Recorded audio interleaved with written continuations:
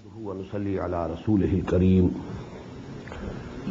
أما بعد فأعوذ بالله من الشيطان الرجيم بسم الله الرحمن الرحيم ولا تنكحوا المشركات حتى يؤمن ولأمة مؤمنة خير من مشركة ولو أعجبتكم ولا تنكحوا المشركين حتى يؤمنوا ولعبد مؤمن خير من مشرك ولو أعجبكم أولئك يدعون إلى النار والله يدعو إلى الجنة والمغفرة بإذنه ويبين آياته للناس لعلهم يتذكرون صدق الله العظيم. From here now for 4 continuous sections, questions and problems regarding women are being discussed. The first instruction regarding this, لا تنكحوا المشركات حتى يؤمن. Don't marry mushrik women, idolaters, those non-believers who are not from even the people of the book. They will all be included in it. Don't marry mushrik women hatta yumin, till such time that they embrace Islam, they come to believe. Wal amatun mu'minatun.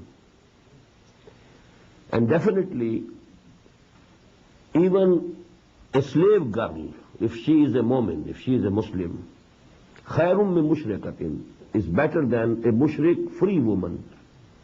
Walau ajabatkum, although she might appear to you to be much liked. You may be liking her more. وَلَا تُنْكِحُ الْمُشْرِكِينَ حَتَّى يُؤْمِنُوا.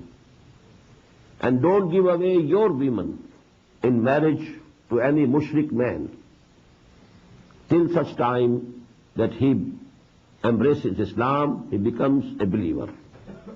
وَالْعَبْدٌ مُؤْمِنٌ خَيْرٌ مِّن مُشْرِكٍ. Surely a slave, if he is a Muslim, if he is a mu'min, is better than a free man if he is a mushrik, a kafir. وَلَوْ أَعْجَبَكُمْ, although he may appear to you to be very good. أُولَٰئِكَ يَدْعُونَ إِلَى النَّارِ. They are calling towards fire, towards hell. Mushrik women, mushrik men, they will be calling you, they will be driving you towards hell. وَاللَّهُ يَدْعُو إِلَى الْجَنَّةِ. And Allah is calling you towards paradise, towards heaven. وَالْمَغْفِرَةِ بِإِذْنِهِ. And forgiveness, His forgiveness with His permission. وَيُبَيِّنُ آيَاتِهِ لِلنَّاسِ لَعَلَّهُمْ يَتَذَكَّرُونَ. And He is making His commandments, His ayat, His signs very plain, very clear, so that people get reminded. They have the admonition. Instruction number 2. وَيَسْأَلُونَكَ عَنِ الْمَحِيضِ. And they are asking you about the menstruation. قُلْ هُوَ أَذًى. Tell them, it's a discomfort. فَاعْتَزِلُوا النِّسَاءَ فِي الْمَحِيضِ. So keep aloof from the women during their periods. وَلَا تَقْرَبُوهُنَّ حَتَّى يَطْهُرْنَ. And don't go near them till they are clean. فَإِذَا تَطَهَّرْنَ. When they are finally clean, فَأْتُوهُنَّ مِنْ حَيْثُ أَمَرَكُمُ اللَّهُ. Then you can go to them in the manner in which Allah subhanahu wa ta'ala has ordained for you. إِنَّ اللَّهَ يُحِبُّ التَّوَّابِينَ وَيُحِبُّ الْمُتَطَهِّرِينَ. Verily Allah subhanahu wa ta'ala loves those who repent of their mistakes, and He loves those who keep themselves clean and pure. نِسَاؤُكُمْ حَرْثٌ لَكُمْ. Your women are like a tillage for you. فَأَتُوا حَرْثَكُمْ أَنَّا شِئْتُمْ. You can come to your tillage from wherever you like. وَقَدِّمُوا لِأَنفُسِكُمْ. And forward good deeds for your own selves. This can have 2 meanings. Because due to this sexual intercourse with women, with wives, one gets offspring. So his progeny is continued. So get for yourself, try to preserve your species through this act that Allah subhanahu wa ta'ala has prescribed for you. Wattaqullah, and have taqwa of Allah subhanahu wa ta'ala. Regard him as he should have been regarded. Wa'lamu annakum mulaquh, and keep it in mind every moment that you will have to meet him. You will be presented before him one day. وَبَشِّرِ الْمُؤْمِنِينَ, and O Muhammad sallallahu alayhi wa sallam, give the glad tidings to the people who really believe. وَلَا تَجْعَلُوا اللَّهَ عُرْضَةً لِأَيْمَانِكُمْ أَن تَبَرُّوا وَتَتَّقُوا وَتُصْلِحُوا بَيْنَ النَّاسِ. And don't use the name of Allah subhanahu wa ta'ala in your oaths as an impediment to your being pious and God-fearing and to your promoting peace among mankind. You take oath on Allah's name, Wallah, and on what? I will not do this good deed again. For the acts of charity, for acts of piety, for acts of making peace among people. You know, somebody sometimes gets angry. I am not going to again indulge in your affairs at all. Although he was trying to make peace between two brothers. Wallah, I swear by God, I will not again indulge in your affair. Why? You have to go on trying to make peace between the two quarreling brothers. So don't use the name of Allah for such oaths. لا يؤاخذكم الله باللغو في أيمانكم. Allah will not take you to task about your oaths which you take without any intentions. وَلَكِنْ يُؤَاخِذُكُمْ بِمَا كَسَبَتْ قُلُوبُكُمْ. But he will bring you to task for those oaths which were earned by your hearts with intentions. وَاللَّهُ غَفُورٌ حَلِيمٌ, and Allah is forgiving and forbearing. In this connection, the final orders will come in Surah Al-Ma'idah, that if somebody has taken an oath and now he wants to go contravene it, then he has to give the redemption, the kafara, the fidya, that will be described in Surah Al-Ma'idah. As I told you, the blueprint of the Sharia is being prepared in this surah, but in most of the matters, the final injunctions of the Sharia that will appear in Surah Al-Ma'idah. لِلَّذِينَ يُولُونَ مِن نِسَائِهِمْ تَرَبُّصُ أَرْبَعَةِ أَشْهُرٍ. Those of you who swear and take an oath of not having any intercourse with their wives may wait for 4 months. Somebody has taken an oath, I am not going to go near you, he says to his wife. And he takes the oath, swears by Allah subhanahu wa ta'ala. Now this condition may continue for 4 months, not more. After 4 months, one has to take a decision. Either divorce her and make her way free, or who should return and he should start having the sexual intercourse with the wife. So only for 4 months it can be. This separation can be only for 4 months, not anymore. لِلَّذِينَ يُولُونَ مِن نِسَائِهِمْ تَرَبُّصُ أَرْبَعَةِ أَشْهُرٍ فَإِنْ فَاءُوا فَإِنَّ اللَّهَ غَفُورٌ رَحِيمٌ. If they go back, if they break their oath, it's better. And Allah subhanahu wa ta'ala is also forgiving and merciful. وَإِنْ عَزَمُوا الطَّلَاقَ فَإِنَّ اللَّهَ سَمِيعٌ عَلِيمٌ. And if they have decided for divorce, then Allah subhanahu wa ta'ala is all hearing, all knowing. Now the question of talaq is being discussed in a very lengthy form. وَالْمُطَلَقَّاتُ يَتَرَبَّصْنَ بِأَنفُسِهِنَّ ثَلَاثَةَ قُرُوءٍ. And those women who have been divorced should withhold themselves for 3 periods of menstruation. وَلَا يَحِلُّ لَهُنَّ أَن يَكْتُمْنَ مَا خَلَقَ اللَّهُ فِي أَرْحَامِهِنَّ. And it is not halal for them, it is not permissible for them that they should hide what Allah subhanahu wa ta'ala has created in their wombs.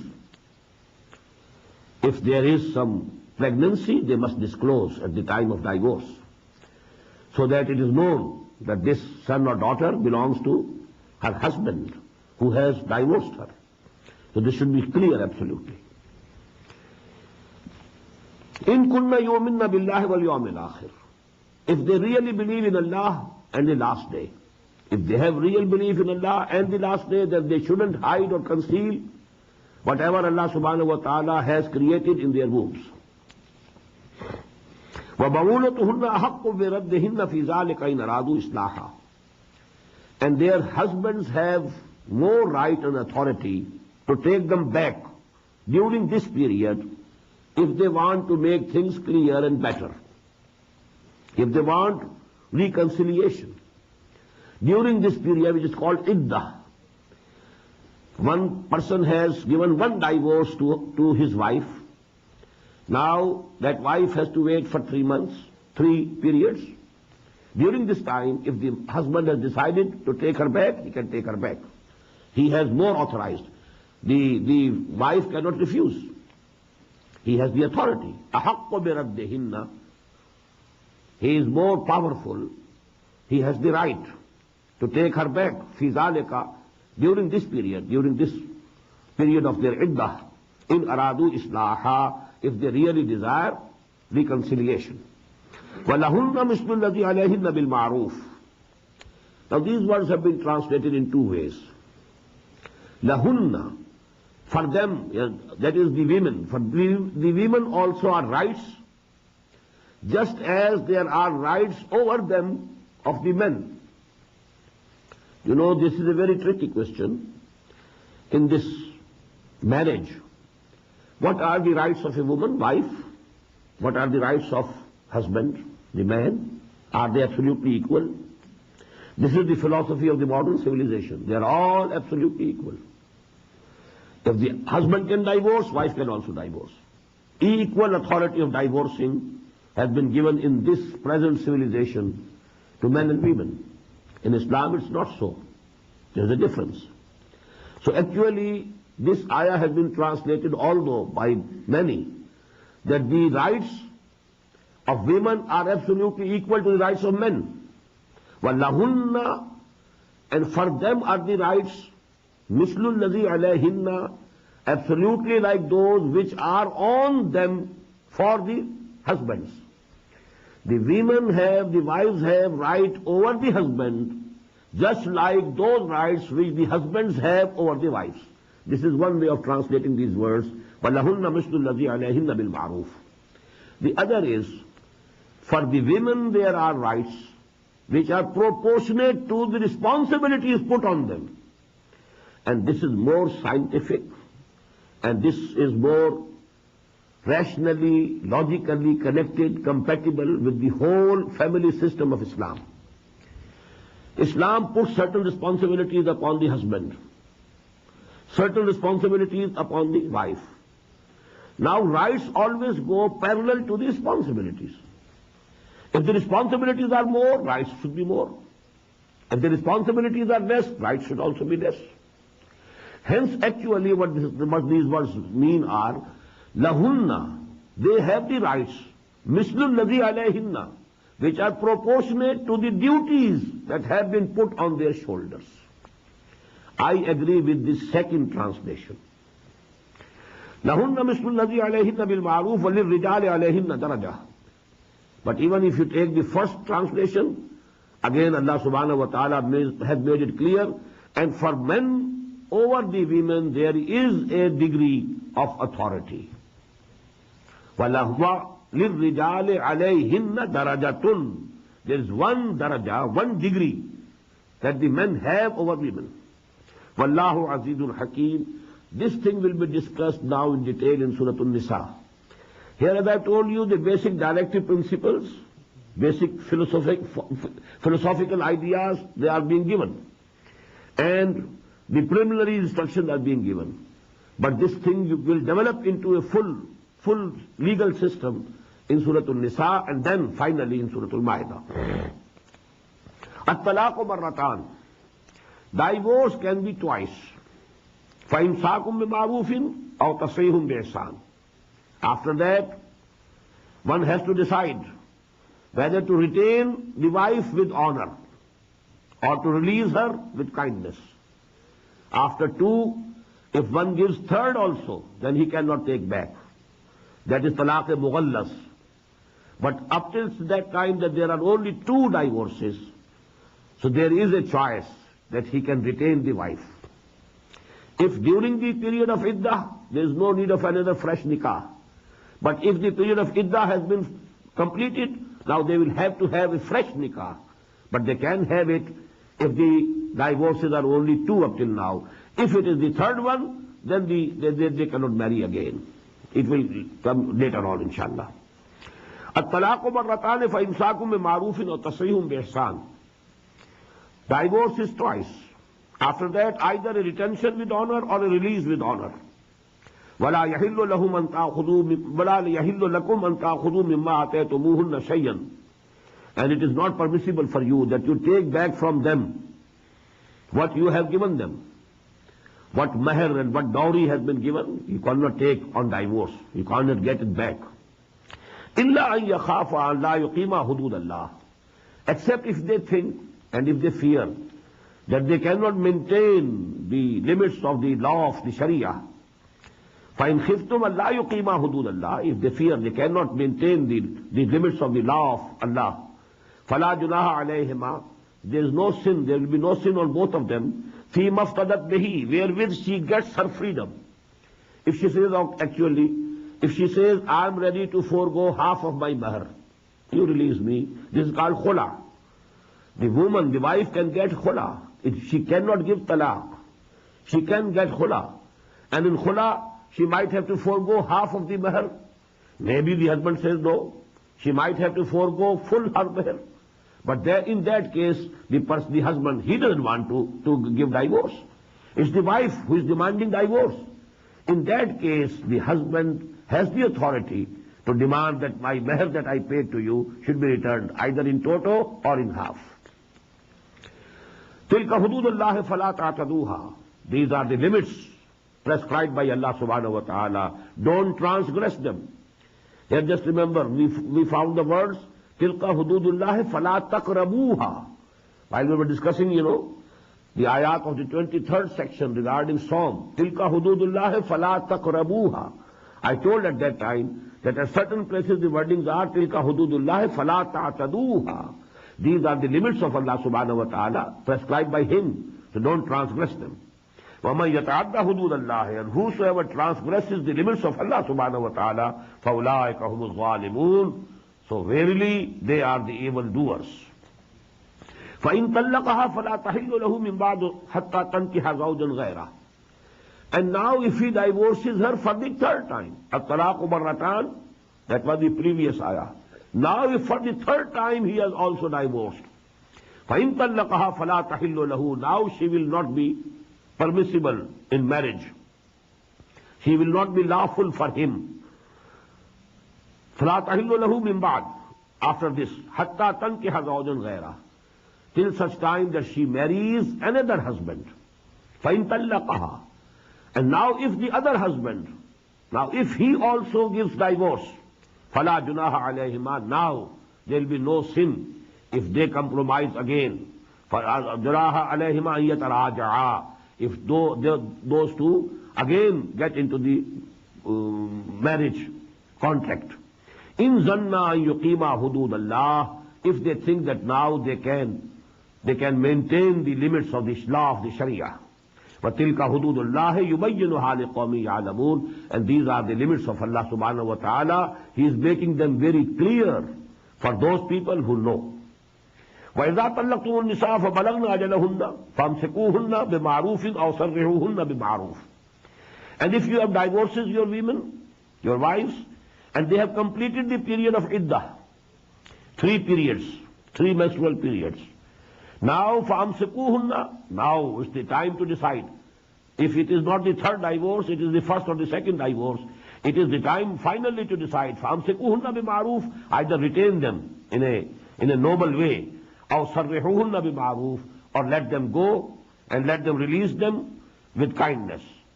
وَلَا تُمْسِكُوهُنَّ ضِرَارًا لِتَعْتَدُوا. And don't retain them in order to do harm to them. If you are angry, well, I don't let her go. I'll punish. Because if she goes away, then you can't punish her anymore. If you want to retain her only to do harm to her, وَمَنْ يَفْعَلْ ذَلِكَ فَقَدْ ظَلَمَ نَفْسَهُ. Whosoever does this, he has done wrong to himself, because Allah Ta'ala will punish him then. وَلَا تَتَّخِذُوا آيَاتِ اللَّهِ هُزُوًا. And don't make Allah's revelations a mockery. Don't play with the laws of the Sharia, because I have the authority to take her back, so I have taken back legally. Yes, legally you have done good, but if your intentions are to do harm to her, then actually you will be rewarded and you will be punished on the day of judgment. وَاذْكُرُوا نِعْمَةَ اللَّهِ عَلَيْكُمْ. Remember Allah's blessing over you. وَمَا أَنزَلَ عَلَيْكُمْ مِنَ الْكِتَابِ. And remember that Allah subhanahu wa ta'ala has sent down to you the book, وَالْحِكْمَةِ, and the wisdom, يَعِذُكُمْ بِهِ. And He is admonishing you with this. وَاتَّقُوا اللَّهَ وَاعْلَمُوا أَنَّ اللَّهَ بِكُلِّ شَيْءٍ عَلِيمٌ. And have regard for Allah subhanahu wa ta'ala, fear Him, and keep it in mind that He knows everything. فَإِذَا طَلَّقْتُمُ النِّسَاءَ فَبَلَغْنَ أَجَلَهُنَّ. And when you have divorced your women, and they have completed their period of iddah, فَلَا تَعْذُلُوهُنَّ أَن يَنْكِحْنَ أَزْوَاجَهُنَّ.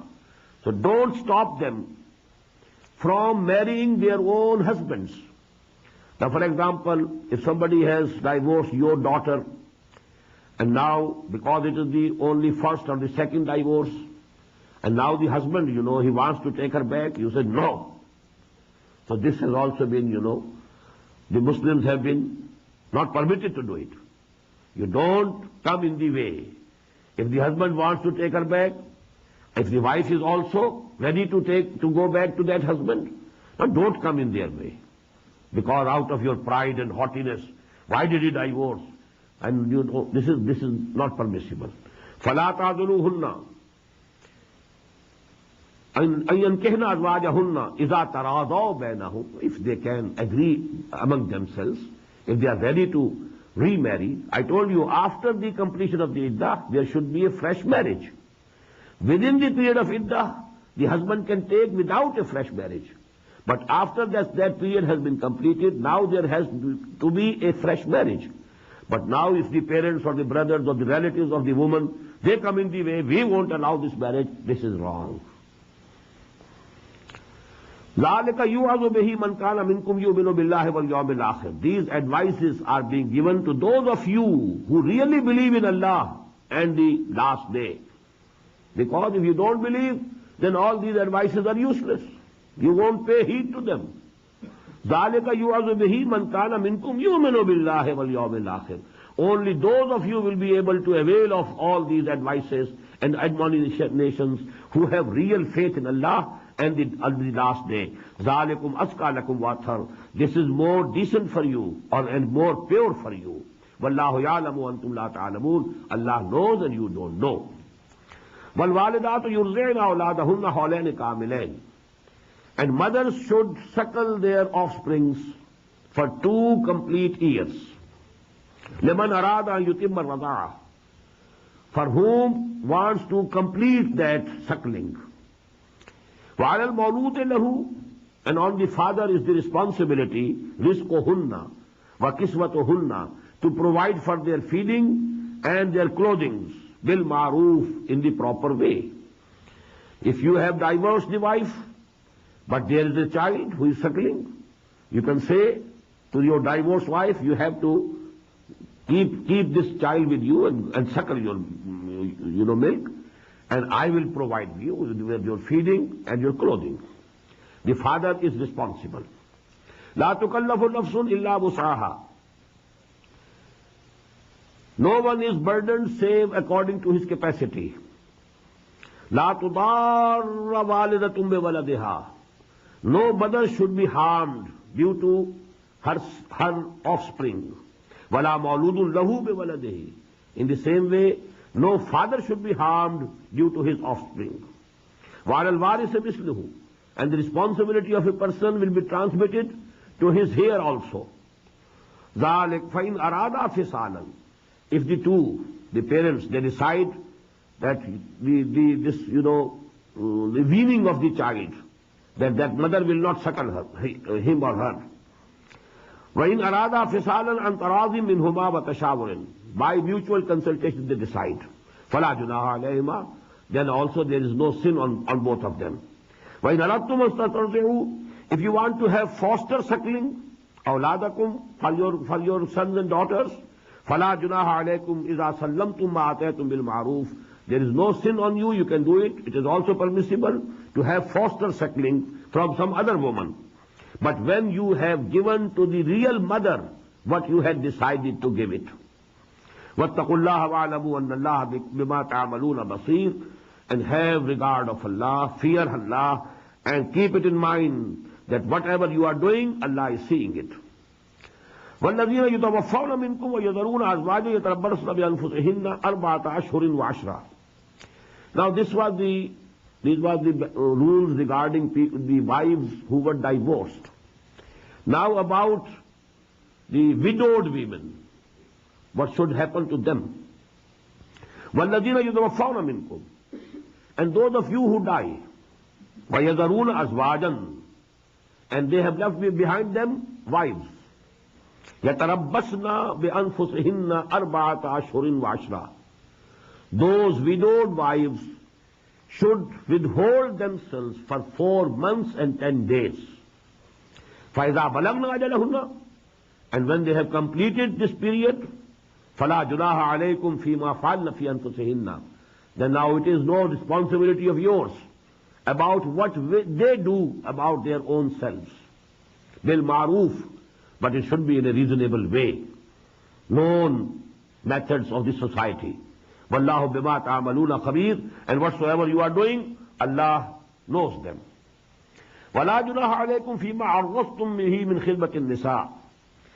And there is no blame on you in that you speak indirectly of your proposal of marriage to the widows. أَوْ أَقْنَنْتُمْ فِي أَنفُسِكُمْ, or you conceal it in your hearts. وَاللَّهُ عَلَمَ اللَّهُ أَنَّكُمْ سَتَذْكُرُونَهُنَّ. Allah Ta'ala knows that you will have, their idea will come to your mind. Such and such woman has been widowed, or such and such woman has been divorced. Now, if you like her, you can have some idea in your mind that I want to marry her now. وَلَكِنْ لَا تُوَاعِدُوهُنَّ سِرًّا. But don't make any agreement, any hidden, any secret agreement of marriage, till that time that the iddah is completed. Within this period, you can have some ideas, and you can mention it also in a beautiful way, in an indirect way. But there can be not a full agreement of marriage before the ending of that period. وَلَكِنْ لَا تُوَاعِدُوهُنَّ سِرًّا إِلَّا أَن تَقُولُوا قَوْلًا مَعْرُوفًا. You can say something which is proper, which can only hint that I intend to marry you. وَلَا تَعْزِمُوا عُقْدَةَ النِّكَاحِ. And resolve not, don't resolve the marriage tie, حَتَّى يَبْلُغَ الْكِتَابُ وَجَلَّهُ. Before that time that the period is completed, the law is completed. وَعَلَمُوا أَنَّ اللَّهَ يَعْلَمُ مَا فِي أَنفُسِكُمْ. And know yourself. You should know that Allah subhanahu wa ta'ala knows what is in your hearts. فَاحْذَرُوهُ. So be fearing Him. You should always be mindful that Allah knows even those things which are in my heart. He knows my intentions also. وَعَلَمُوا أَنَّ اللَّهَ غَفُورٌ حَلِيمٌ. And Allah subhanahu, and know it, and keep it in mind that Allah subhanahu wa ta'ala is forgiving and forbearing. لا جناح عليكم إن طلقتم النساء ما لم تمسوهن أو تفرضوا لهن فريضة. There is no blame on you if you divorce your wives whom you have not as yet touched, or you have not fixed for them any bridal money. Marriage has been consummated, but neither they have met together. The husband has not touched the wife up till now. No marriage money, no bridal money has been fixed, no meher has been decided, and the husband is divorcing the wife. It can be done. وَمَتِّعُوهُنَّ. But give something in gift to them when you are divorcing. Although the meher was not settled, the bridal money was not settled, not decided, but if you have divorced her, give something. عَلَى الْمُوسِعِ قَدَرُهُ وَعَلَى الْمُقْتِرِ قَدَرُهُ. On the rich is according to his capacity, on the poor person according to his capacity. They should pay something and give some gifts. Mata'am bil ma'roof. And this should be a fair provision. Haqqan alal muhsineen. And this is an obligation on the good doers. وَإِن طَلَّقْتُمُوهُنَّ مِن قَبْلِ أَن تَمَسُّوهُنَّ وَقَدْ فَرَضْتُمْ لَهُنَّ فَرِيضَةً. Now this is another situation. If you want to divorce a wife whom you have not touched up till now, but the bridal money had been settled, now what to do? فَنِصْفُ مَا فَرَضْتُمْ. So now you will have to pay half of what you had decided and settled. إِلَّا يَعْفُونَ. Except if they give you something, if they forego something, if they say, no, I don't want anything, or يَعْفُوَ الَّذِي بِيَدِهِ عُقْدَةُ النِّكَاحِ, or that person foregoes in whose hand is the tie of the marriage. And that, what does it mean? The husband. The tie of the marriage is in the hand of the husband. He can give divorce whenever he likes. The woman, the wife, cannot give divorce whenever she likes. So the tie, the knot of nikah is in the hand of the husband. So actually it is half that has to be given. But even the wife can say, I don't want to take this half even. Husband can say, no, I want to give full. وَأَن تَعْفُوا. If you forgo, that is, you don't give half but give full. أَقْرَبُ لِلتَّقْوَى. This is nearer to taqwa. فَلَا تَنْسَبُوا الْفَضْلَ بَيْنَكُمْ. Do not ignore the superiority between you. You are superior. Allah subhanahu wa ta'ala has given you the upper hand. So you should be generous. And you should give her not half but the full dowry. إِنَّ اللَّهَ بِمَا تَعْمَلُونَ بَصِيرٌ. Whatever you are doing, Allah ta'ala is seeing it. حَافِظُوا عَلَى الصَّلَوَاتِ وَالصَّلَاةِ الْوُسْطَى. Guard all of your prayers, and especially the mid-prayer, the middest prayer. And there is nearly consensus among the Mufassireen that this is Salatul Asr. وَقُومُوا لِلَّهِ قَانِتِينَ. And keep standing before Allah subhanahu wa ta'ala in a very humble way, with humility. فَإِنْ خِفْتُمْ. And if you are in fear, for example, if you are going somewhere and you are fearing that enemy is pursuing you and you want to be safe, فَإِنْ خِفْتُمْ فَرِجَالًا وَرُكْبَانًا. Then you can offer your prayers even walking or riding.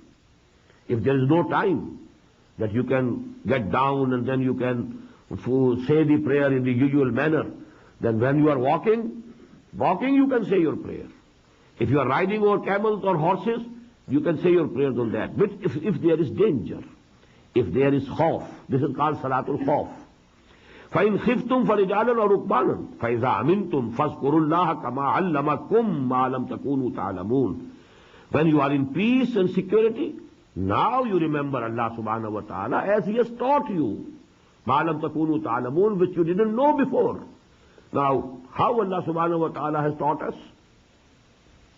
Allah subhanahu wa ta'ala has not given the details of the salah, the prayer in the Quran. So this teaching of salah that came to us through the practice of Muhammad sallallahu alayhi wa sallam. And Muhammad sallallahu alayhi wa sallam was taught by Jibreel alayhi salatu wassalam.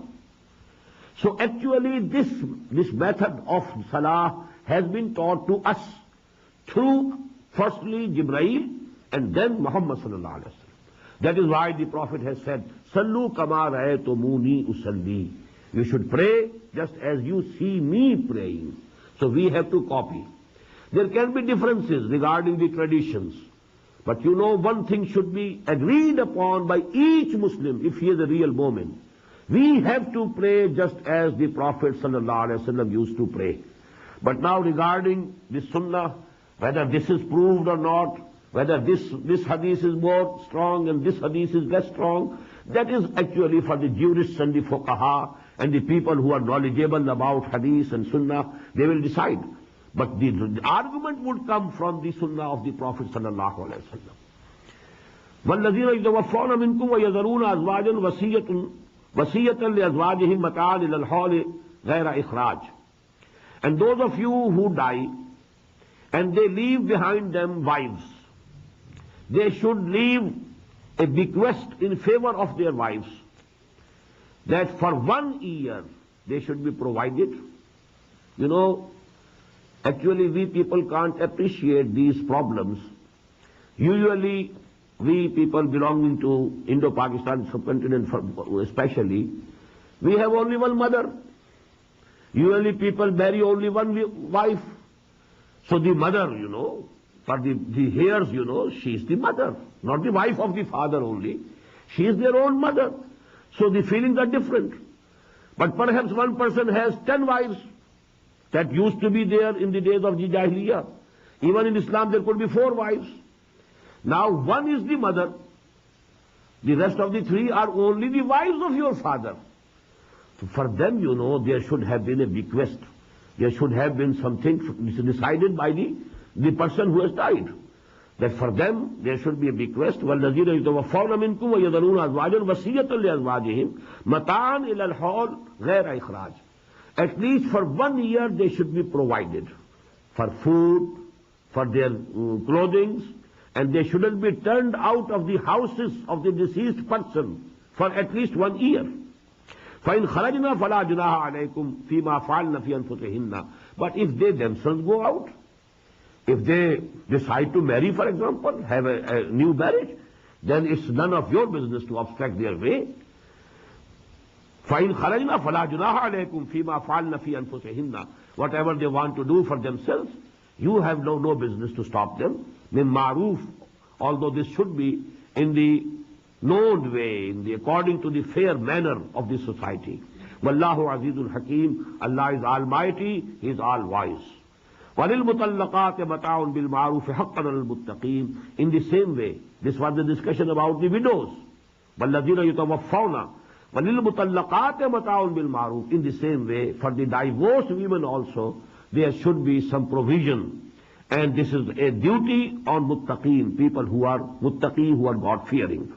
كَذَلِكَ يُبَيِّنُ اللَّهُ لَكُمْ آيَاتِهِ لَعَلَّكُمْ تَعْقِلُونَ. In this way Allah subhanahu wa ta'ala makes His ayat clear, His signs clear, so that you can understand, you can follow them in detail and in depth, and so that you can follow them in letter as well as in spirit. This is a lengthy discussion, and most of these issues, because they are not very relevant for us usually. These things are actually abnormal in this society.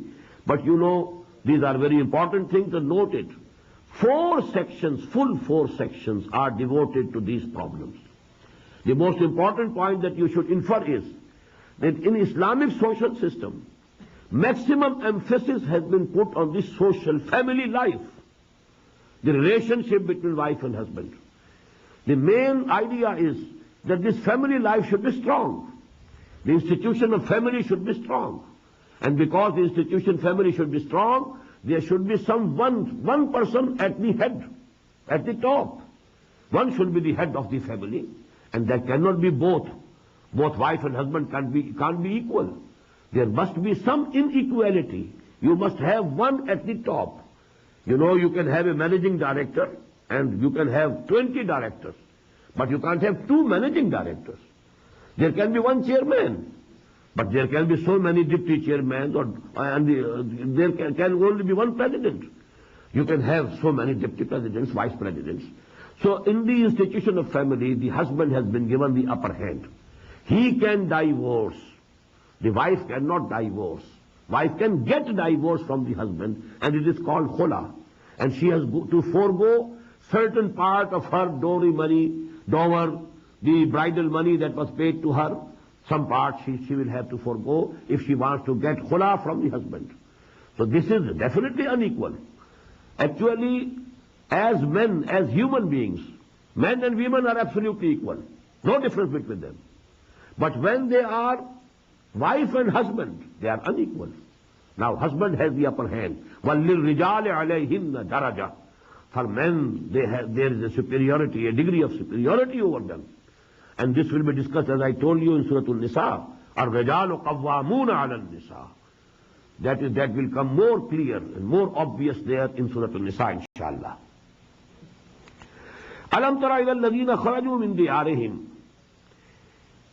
وهم ألوف حذر الموت فقال لهم الله موتوا ثم أحياهم إن الله لذو فضل على الناس ولكن أكثر الناس لا يشكرون. Alam tara literally means, didn't you see? But these wordings are repeated in the Quran, but they mean different differently at different places. Don't you think about those things? Have you never thought about it? Have you never considered the case? Alam tara? Alam tara ila allazina? Have you never considered the case of those people, kharaju min diyarihim, who came out from their houses? وَهُمْ uluf, and they were in thousands. حَذَرَ الْمَوْتِ, fearing death. فَقَالَ لَهُمُ اللَّهُ مُوتُوا, Allah said to them, die. ثُمَّ أَحْيَاهُمْ, then He revived them. Then He again brought them to life. إِنَّ اللَّهَ لَذُو فَضْلٍ عَلَى النَّاسِ وَلَكِنَّ أَكْثَرَ النَّاسِ لَا يَشْكُرُونَ. Verily Allah subhanahu wa ta'ala is bountiful to mankind, but most of the people, they are not grateful, they are not thankful. Now actually from here, for two sections, we are going to have an incident, we should say, or a part, a chunk of the history of the Bani Israel. Why?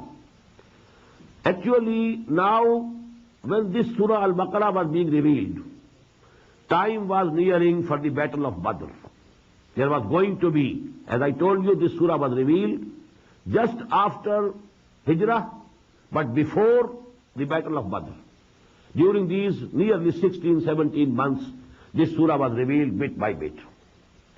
Now, you know, we are nearing the end of the Surah.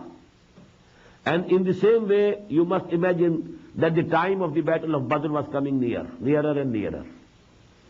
In the history of the previous Muslim Ummah, there was a parallel battle which was fought between Talut and Jalut. Although this Battle of Badr in Islam, it was during the lifetime of the Prophet himself, sallallahu alaihi wasallam. The case with the former Muslim Ummah was different. During the lifetime of Hazrat Musa alayhi salatu wasalam, there was no victory, no state was established, deen was not established. But after his death, the Jews, the Bani Israel, they could conquer Palestine. But as I told you, they didn't establish one state, one government. They divided the whole country into 12 states, small states. And they kept, you know, fighting with each other. For 300 years, this was the state of affairs. Then came an event that their enemies, you know, they overpowered them because of their differences. They exploited their differences, and as a result, they were turned out. Many of them were turned out from their homes.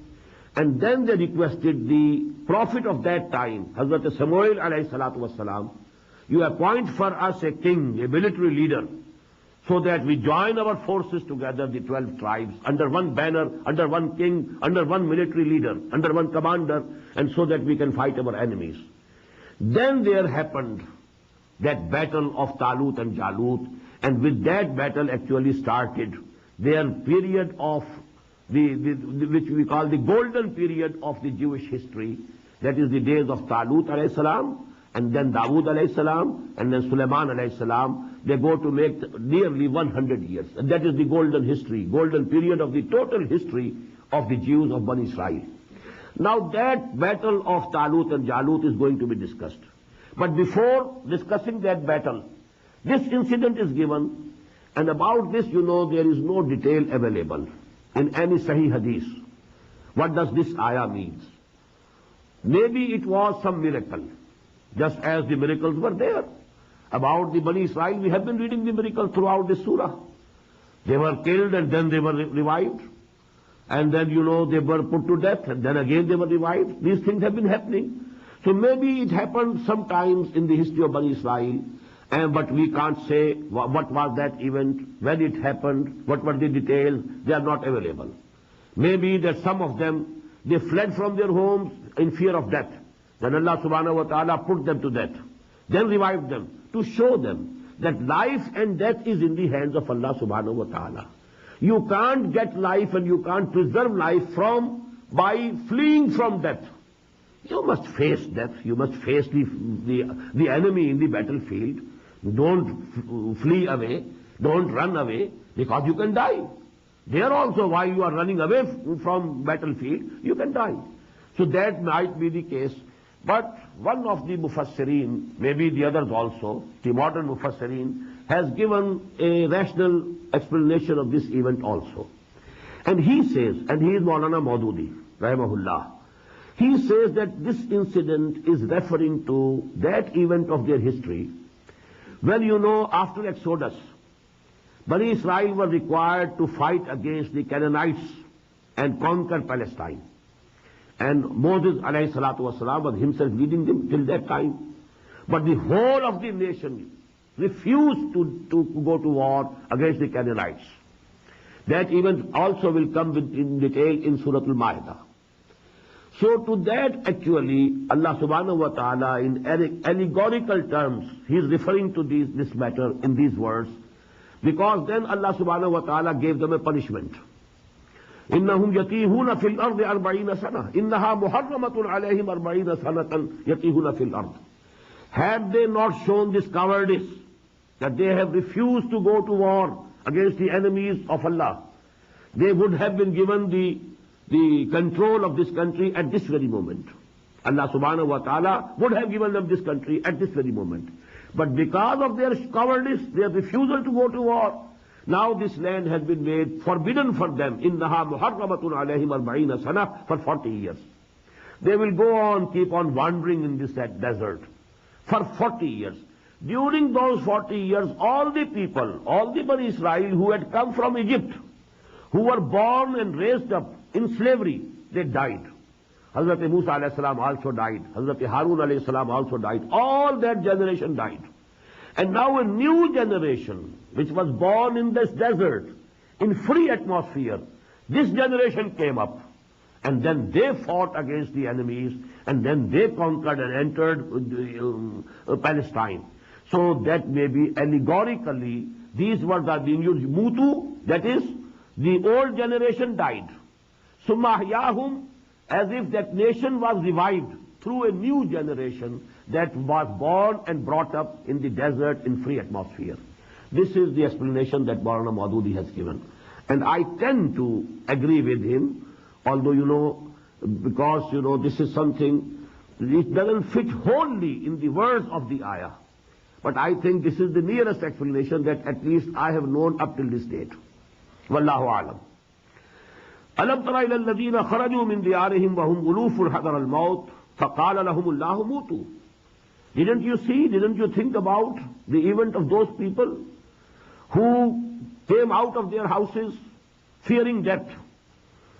Then Allah subhanahu wa ta'ala said to them, die. So mahyahum, then he revived them, brought them again to life. Inna Allah lazu fadlin ala nasi walakinna aksar nasi la yashkurun. Allah subhanahu wa ta'ala is definitely bountiful to the people, but most of the people are not grateful. وَقَاتِلُوا فِي سَبِيلِ اللَّهِ وَعْلَمُوا أَنَّ اللَّهَ سَمِيعٌ عَلِيمٌ. Because now Battle of Badr is nearing, again you know the injunction, قَاتِلُوا فِي سَبِيلِ اللَّهِ. Now you go to war for the cause of Allah, in the way of Allah. Don't shirk going to war. وَعْلَمُوا أَنَّ اللَّهَ سَمِيعٌ عَلِيمٌ. And keep it in mind that Allah subhanahu wa ta'ala listens to everything and He knows everything. مَنْ ذَا الَّذِي يُقْرِضُ اللَّهَ قَرْضًا حَسَنًا فَيُضَاعِفَهُ لَهُ أَضْعَافًا كَثِيرًا. Who is that who gives loan to Allah subhanahu wa ta'ala? A goodly loan. What is a goodly loan? What is qarz hasana? Qarz hasana one gives selflessly. He doesn't want to get any benefit out of it. He only wants to fulfill the requirement and need of his brother. This is qarz hasana. I am giving you this money, you will return to me this money when you can, when it is easy for you, and you just fulfill your requirements and your needs for the time being. This is qarz hasan. In the same way, if you give Allah loan, and to give Allah loan, what does it mean? To spend for His deen, not for your own self. You are spending money for the deen of Allah, to make it supreme, to establish it, to propagate the message of Allah, to propagate the knowledge and wisdom of Quran. You are spending your money. So this is actually giving Allah qarz hasana. And for, you know, providing for the Muslim armies to fight against the enemies of Allah, for the purchase of arms, and you know, the rations, etc., etc. All these things are required to go to war. So to fulfill these requirements, if you are spending, you are actually giving loan to Allah subhanahu wa ta'ala. Man zalladhi yuqridullaha qardan hasanan. Who is that who has the courage, who is so much believing, who has the conviction in Allah and hereafter, to that extent that he gives away his money in loan to Allah subhanahu wa ta'ala. Wallahu yaqbidu wa yabsut. And it is Allah who decreases or increases the food or the wealth of a person. Don't fear that if you give your money away for the cause of Allah, your wealth will be decreased. No. Maybe Allah subhanahu wa ta'ala increases in your wealth due to this expenditure that you have incurred in the way of Allah. Wallahu yaqbidu wa yabsut. It is His authority. He does it. It is His exclusive job. He does it. Either He increases or decreases. وَإِلَيْهِ تُرْجَعُونَ. And you will be returned to Him finally. Alam tara ila al-malai min bani Israel. Now the narration is of that battle between Jalut and Talut. Again note please that it happened about 300 years after Moses alayhi salatu wasalam. If not after his death, at least 300 years after Exodus. After they came out from Egypt and they came to Sinai Peninsula. 300 years after that, this incident happened. Alam tara ila al-malai min bani Israel. And that was the condition, as I told you, when you know the small states of the Israelites, of these tribes of Israel, they were, endangered. Some of them were captured by their enemies. Many of them were turned out from their houses and their lands. And they were in a very bad condition, very bad shape. After all, they said to the Nabi, to the Prophet of the time, that now you please nominate for us one military leader, one king, so that we join our forces under one banner, and then, with strength we can fight our enemies.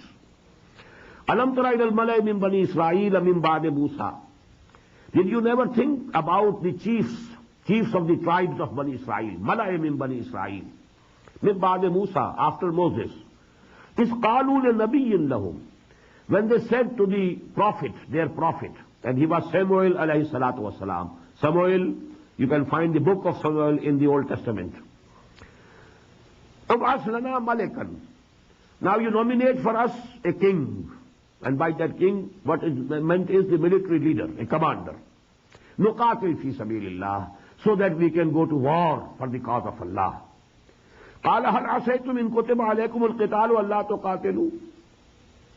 The Nabi said, the Prophet said, Samuel alayhi salatu wasalam said, is there any possibility that if the going to war is fighting is prescribed and made obligatory, then you refuse to fight?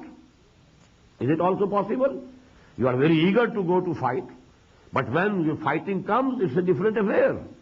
Just as you refused to Moses alayhi salatu wasalam, your own, forefathers, they refused to go to war. Is there any possibility that history may repeat? What was the answer? قَالُوا وَمَا لَنَا لَا نُقَاتِلَ فِي سَبِيلِ اللَّهِ. They said, what to us? What's the reason that we will not go to fight for the cause of Allah? وَقَدْ أُخْرِجْنَا مِنْ دِيَارِنَا وَأَبْنَائِنَا. And we have been turned away from our houses and our sons. Maybe some of the sons of these people, they were taken captive and slaves. قَدْ أُخْرِجْنَا مِنْ دِيَارِنَا وَأَبْنَائِنَا فَلَمَّا كُتِبَ عَلَيْهِمُ الْقِتَالِ. When fighting was prescribed by Allah subhanahu wa ta'ala through the Prophet, تَوَلَّوْا إِلَّا قَلِيلًا مِّنْهُمْ. Most of them turned their backs, except only a few. وَاللَّهُ عَلِيمٌ بِالظَّالِمِينَ. And Allah very well knows these evildoers. وَقَالَ لَهُمْ نَبِيُّهُمْ. And their Nabi, their Prophet, Hazrat Samuel alayhi salam said to them, إِنَّ اللَّهَ قَدْ بَعَثَ لَكُمْ طَالُوتَ مَلِكًا. Allah subhanahu wa ta'ala has raised for you and decided for you Talut. The name in Bible is Saul. Saul, Talut. And Talut, Quran gives this name because he was very tall. Tall in Arabic. Tool in Arabic, legged. Tool is legged. He was a very tall person. Talut, a very tall person. So maybe his real name was Saul, but this adjective, a quality name, a sifati naam, that has been given by Quran, and that is Talut. قَدْ بَعَثَ لَكُمْ طَالُوتَ مَلِكًا. Allah subhanahu wa ta'ala has nominated for you Talut as king. قَالُوا أَنَّا يَكُونُ لَهُ مُلْكٌ alayna. They said, where from can he has the kingdom over us? How can he become king over us? وَنَحْنُ أَحَقُّ بِالْمُلْكِ مِنْهُ. We are more rightful. We have more right to be king. وَلَمْ يُؤْتَ سَاعَةً مِنَ الْمَالِ. He has not been given, any wealth. He has not been given abundance in wealth. قَالَ إِنَّ اللَّهَ اسْتَفَاهُ عَلَيْكُمْ. The Nabi, the Prophet, Hazrat Samuel alayhi salam said, it is Allah subhanahu wa ta'ala who has chosen him from you, out of you. It is his choice. وَزَادَهُ بَسْطَةً فِي الْعِلْمِ وَالْجِسْمِ. And he has given him abundance in knowledge as well as body. Physical power is abundant with him in his body. He was a very strong person bodily. And number two, ilm and understanding. These two things Allah subhanahu wa ta'ala has given him in abundance. If he has not been given abundant wealth, he has been given the abundant physical qualities and knowledge. وَاللَّهُ يُؤْتِي مُلْكَهُ مَنْ يَشَاءُ. And Allah gives his kingdom to whomsoever he pleases. وَاللَّهُ وَاسِعٌ عَلِيمٌ. And Allah is all-embracing, all-knowing. وَقَالَ لَهُمْ نَبِيُّهُمْ إِنَّ آيَةَ مُلْكِهِ أَنْ يَأْتِيَكُمُ التَّابُوتُ. And said to them their prophet, that is Hazrat Samuel alayhi salam, also said to them that the sign in the ayat mulkihi, the sign of his kingship is an yatiyakum tabut, that the wooden box, the ark, that is very famous these days. It's come in news. They say that ark, that sacred ark is embedded in the foundations of Masjid Aqsa, that is present up till now. It's a wooden box in which those stones, tablets of stone on which Torah is written, which was given to Moses alayhi salatu wasalam on the Mount of Tur. They are there in that box. Then the staff of Hazrat Musa alayhi salam, the asa, that is present there. Some other more, sacred things in the history of Bani Israel, they are in that. That is Tabut Sakina, that is called. So that actually that was the most sacred thing, as sacred to them as is Kaaba for us. That Tabut Sakina was so sacred for Bani Israel. They always kept it with them, that box. And wherever they went, there was, a chariot was reserved for that box, for that ark. And that ark had been taken away by their enemies. Now they were very much disappointed, because the most sacred thing of theirs was taken away from them. And Samuel alayhi salam said that the sign of the kingship of Talut will be that ark will come to you again in a miraculous way. وَقَالَ لَهُمْ نَبِيُّهُمْ إِنَّ آيَةَ مُلْكِهِ أَنْ يَأْتِيَكُمُ التَّابُوتُ فِيهِ سَكِينَةٌ مِّن رَبِّكُمْ. In that tabut, in that box, in that ark, is peace and tranquility for you from your Lord. وَبَقِيَّةٌ مِّمَّا تَرَكَ آلُ مُوسَى وَآلُ هَارُونَ. And in that box are the remnants of what was left by the family of Moses and the family of Harun, alayhi salatu wassalam, tahmiluhul malaika. That has been carried now by the angels. Inna fi zalika la'ayatan lakum in kuntum mu'minin. And in this is a sign for you if you really believe. And it so happened, as the Prophet has said, that one day they found that a chariot is coming, some bullocks there's no driver, and on that, chariot, there was that ark was placed, and that came to them. They now believed, and they now thought that actually, now Talut is our king, and he has been nominated by Allah subhanahu wa ta'ala, and the sign that was told to us by our Prophet, that has been fulfilled. Now in the next section, inshallah, we shall have the detail of that war which happened which was held between Jalut, whose name is Goliath, or generally the Goliath or Goliath, and Talut, that is Saul alayhi salatu wassalam. In between them the war was fought, and from that war or battle started the golden history of the former Muslim Ummah, that is Bani Israel. Barakallahu li wa lakum fil Quran al-Azim wa nafani wa iyyakum bil ayati wa dhikril hakim.